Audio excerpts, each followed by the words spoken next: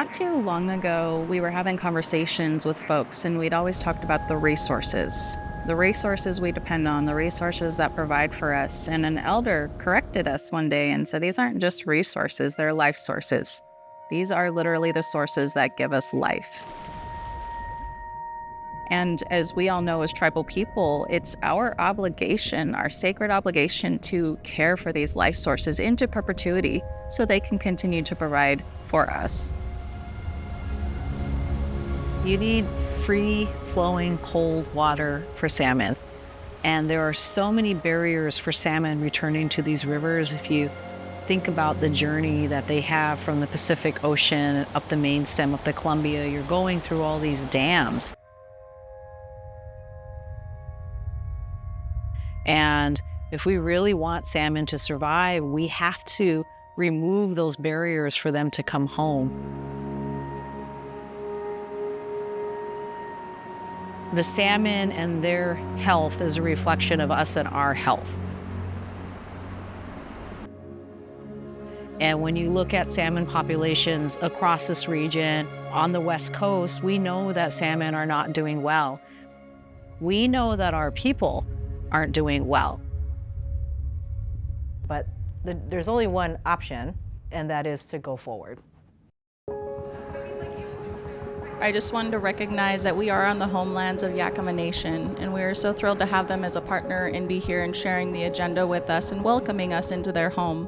This year for Run 2024, we opted to hold it in the eastern part of the region, and it is the end of the Lower Snake River. And so these folks in the region are directly impacted from the hydro system and what service replacement would look like.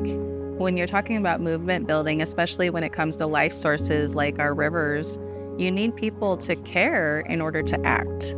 So these events are really coming together to get folks to better understand and even take a chance to be a little vulnerable. I felt that it was important for me to immerse myself and understand more about what the tribes were focusing on and what's important to them is something I want to get a better understanding of and how I can help and be a part of that. We need to make sure that we are spending the time to build relationship with all sectors. Maybe we can co-create these opportunities together to transition to a more just energy system in this region. And I don't think that serves us to be unwilling to have the hard conversations. It's been so inspiring to see the work come to fruition on both Elwha and Klamath. These rivers are healing. They're recovering faster than we thought. Elwha was the largest dam removal project in the world. Then Klamath was the largest in the world, and the Snake River will be the largest in the world when it comes. So we know that this is possible.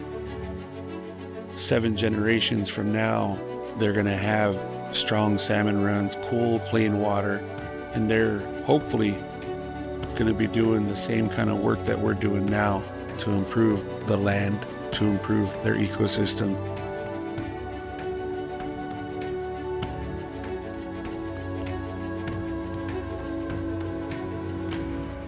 We hear these stories where they say there was a time that the animals could speak, that they could actually talk to us.